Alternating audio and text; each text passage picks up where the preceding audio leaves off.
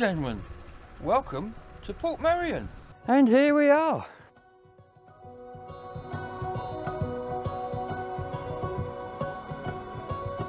Look at the size of this. Here is the man, Patrick McGowan.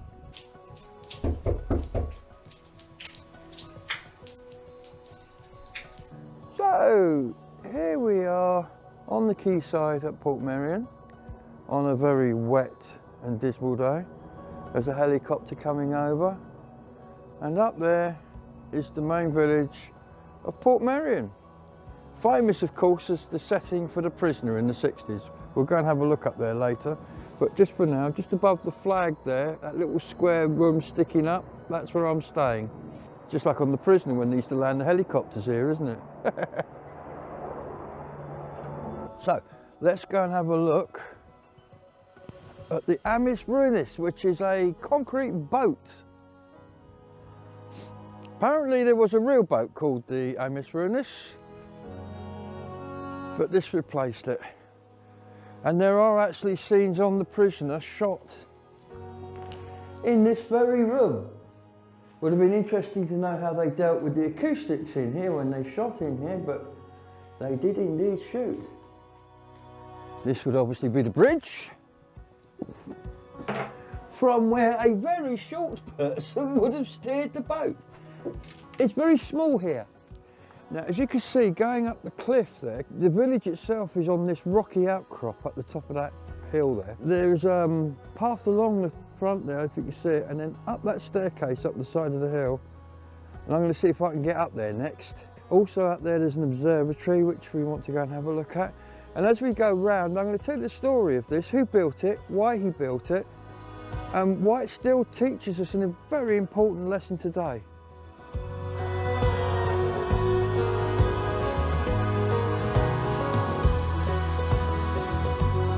So just looking back at where we've come from, we've made our way to the bottom of the stairs and it goes up through that lot.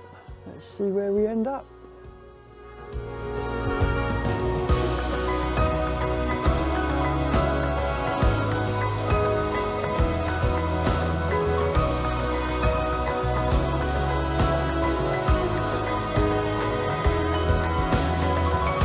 I do like the fact that everywhere you go around here, there's these little shelters that you can get into that all have a good view.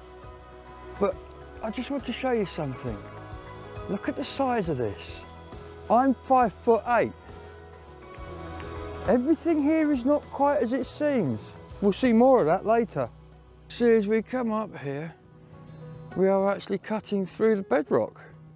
And that is the rain you can hear. So I'm going to head on up because we're not very sheltered here.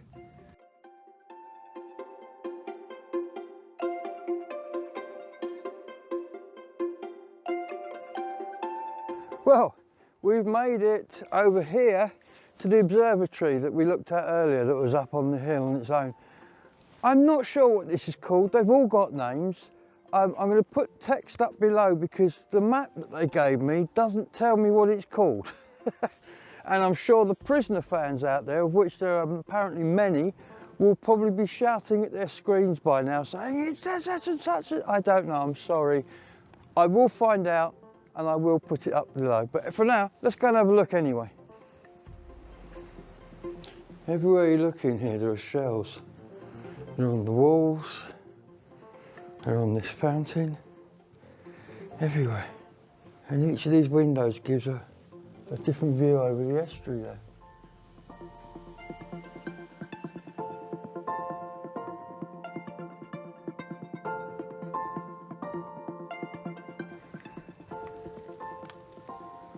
Back down where we were earlier on. The other thing about this building is it is an observatory, so there is a roof above us. Let's go and have a look at the view from up there on the observation deck.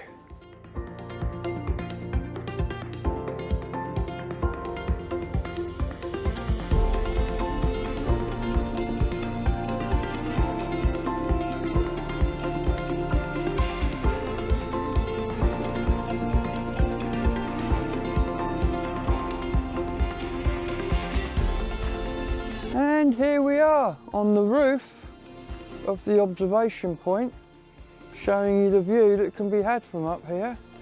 It's quite amazing. Look at that. And ladies and gentlemen, up there is my room. Probably the best little room in the house, with that observation window looking out over the village and the wonderful estuary here. I think I have the best room in the town. Right, so I just want to show you over here, the back of these buildings. It was important that these buildings all had observation points. They all had places you could go and stand and look at the view. And you touch it to detail, look at the windows in that one over there. So we're going to head on through that path, up there, past that building, towards the dome and up into the village. Now let's go.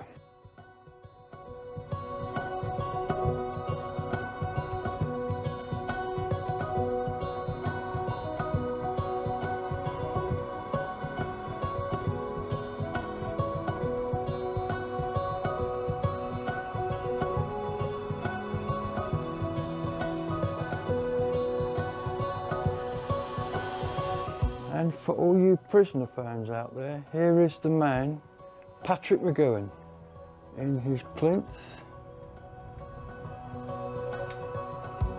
in the middle of the village, just a few metres from his house. Clough Williams-Eliis, a Welsh architect, built Portmeirion because he wanted to show that you could develop a site without spoiling it.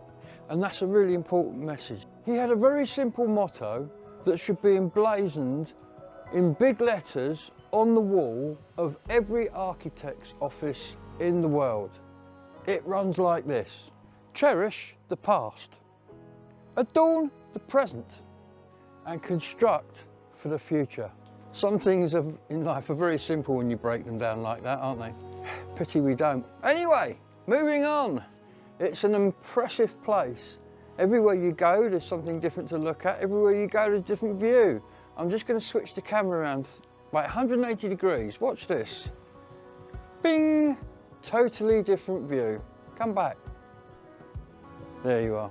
So I'm going to carry on looking around. There's some interesting buildings to look at and some places that the prisoner fans will want to see shot, obviously. We'll be doing those as well. So let's move on.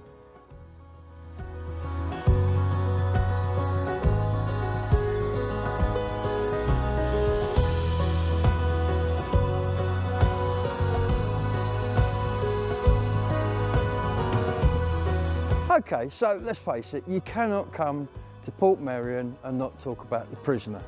And if you're going to talk about the prisoner, you've got to talk about the prisoner's house. Now, many of you might not recognise it from this angle because he went in and out through a side door, and I'll show you where that is. So let's go and have a look at the front of No. 6's house. And there you go. That is the view that you would have seen on many shots in The Prisoner, often filmed from about here. I know because where I'm staying over there in the post house, through the arch there, is visible on those shots.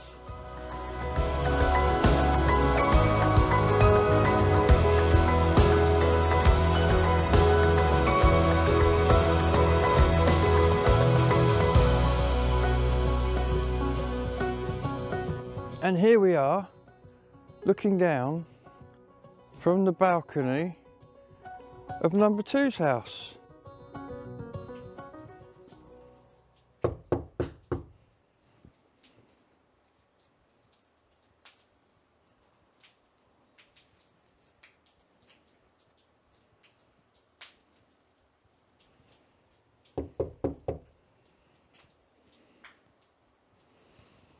Well, it would appear No. 2 isn't in.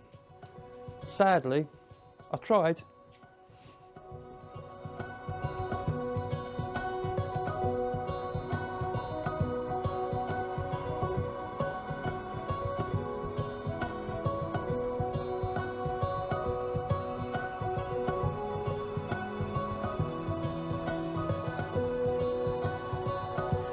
Now, many of you who've watched my Bristol videos will know exactly what I think about a lot of modern architecture. And I think Mr. Ellis, the designer of this place, got it exactly right. You can take a beautiful landscape and you can build sympathetically within that landscape, and as he would say it, adorn it. But you're also making it fit for future people, because this sort of thing doesn't go out of fashion. This sort of thing doesn't become an element of social decay. Something like this will be like this as long as we keep it that way. Remember before I was talking about how the architect liked to play with scale. This behind me is a rather palatial building, isn't it? Let's go and have a closer look.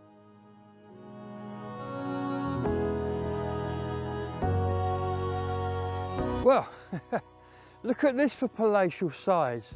I'm 5'8". I think the entire building's no more than probably 25 feet wide, 30 feet wide maybe. It's tiny. This is a bungalow. This is the sort of bungalow I could live in. The view up here is amazing.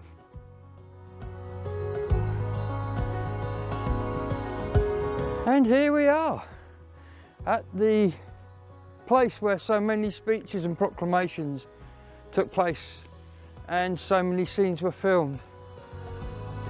It has a name, I don't know it. I apologise, I'll put it up in text below. But here we are, right in the middle of the village, and the view from here again is totally amazing. You can see as you scan around, the entire village looks in on this central space. The feeling of community that would bring. Every budding dictator should have one of these from which to give speeches to their admiring masses. It makes you feel like giving a speech just being stood up there. But as I turn around, you can see the garden it looks over, which is the centre of the village, together with its rather large, well, it's not a swimming pool. You could float some boats on it though, although I expect they'd show their dismay fairly quickly. The way the different architectures are blended is what fascinates me. As you look around, you have different styles. But the one common theme I've noticed, there are arches everywhere. You've got the arch there on the end of that cottage, those windows, those doors, and as you swing round in the building over in the corner there, and the building here. And speaking of domes, there we are looking up at number 2's house. And I would just like to take this opportunity to thank very much Patricia and George, who brought me here this week, without whom this video would not be made. It's been a real pleasure to come here and explore this. Something I probably would never have done, even though I've wanted to do it for a very long time. So a really huge thanks to George and Patricia, and to all of my patrons. There's starting to be a few more of you. The money you give really helps. It helps me come to places like this and make videos about places that aren't necessarily Glastonbury, which I want to do more of. But anyway, let's move on and see what else there is to see. I think just to have a bit of a giraffe, this geezer is planning to roll that ball down that stairway to see how far out in that river it goes. Now that is exactly the sort of thing I'd like to do, ladies and gentlemen, given half a chance. One shot that was frequently used in the Prisoner series is this one behind me.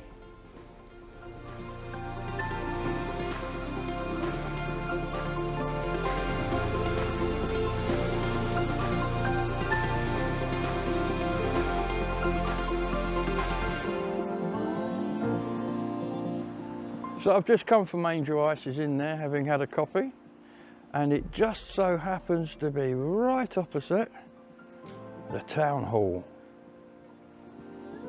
Interestingly, the lights are starting to come on now as the afternoon draws on. So I'm going to carry on filming because I think it looks quite nice.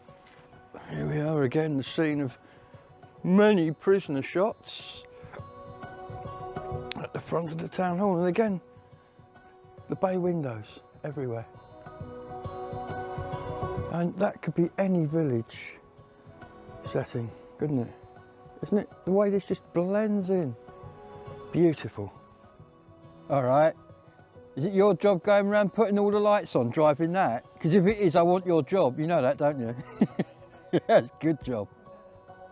Nice one. Cheers, buddy. And of course, it's electric.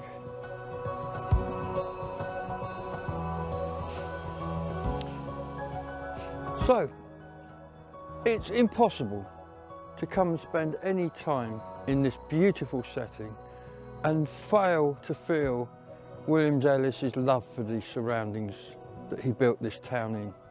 I mean, it just goes to show it is possible. You can build sympathetically, enhance the area you're building in, and leave something that future generations will want to inherit. A lot of this was built out of recycled materials, imported from other areas. I mean, the weather vane up there is from another church, I'm given to believe, or somewhere, I'm not sure. I'll put it in the description where it's at. But lots of the stuff in here was recycled. Built from the 20s onwards, so it was built in a period when people were maybe less afraid to experiment and think outside the box. I don't know. But this is an amazing, enchanting place, and if you get the chance to come here, I really do suggest that you do. And I really did just see a guy whose job is to go around and turn on all the lights. Oh, and we have some birds come to see us. Hello, little ones. I think these are tits of some description, not quite sure, but they seem to be quite friendly.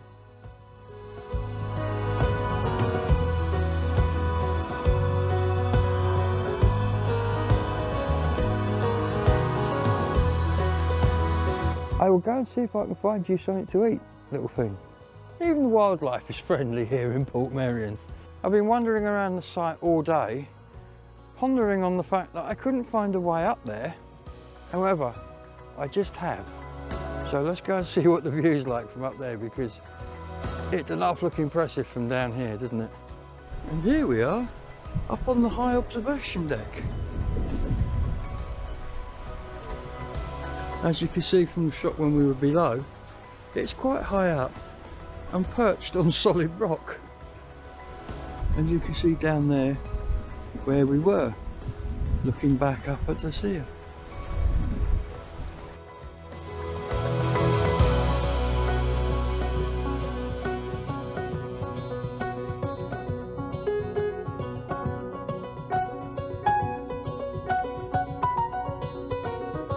Like every other Italianate village in Wales, Portmeirion had to have a Buddha.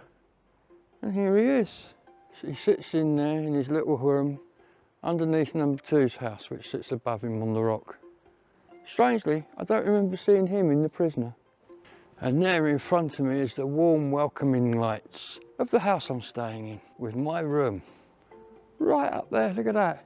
Hey, I can't tell you how amazed and joyous I am at getting that room up there. It is a boyhood dream to have a shed on the roof like that. And so, it's day 2, and would you believe it? The sun's come out.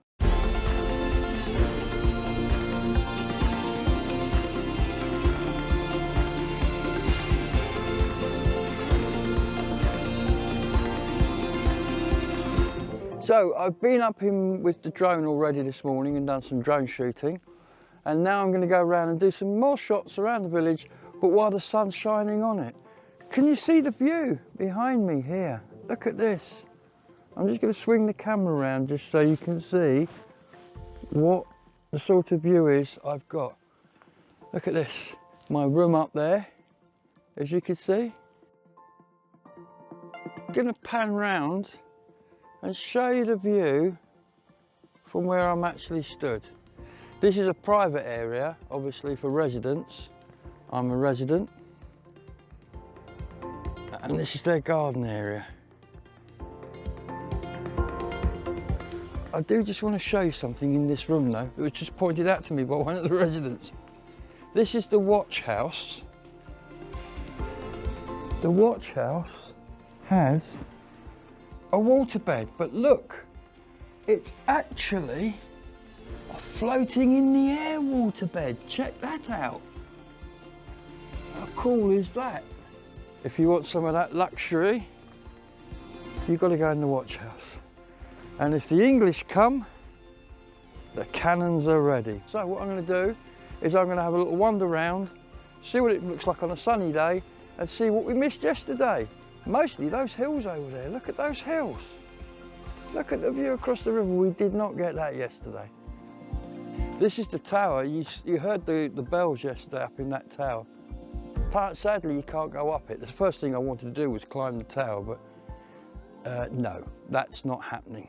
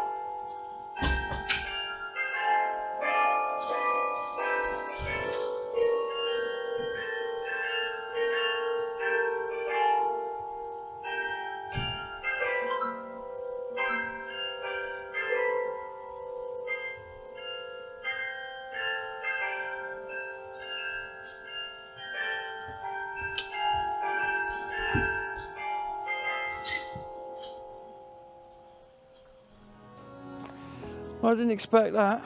They're growing bamboo. Look at that. One of the great things about this site is completely surrounded by woodlands on three sides and a river on the other. So there are plenty of great walks to be had through here, as you can see. I'm off to see a castle, and it's that way. Well, here we are at the castle. This now serves as the headquarters, as I understand it, for Portmeirion, but it's also the home of a restaurant where we ate last night, which was part of the challenge for Jeff.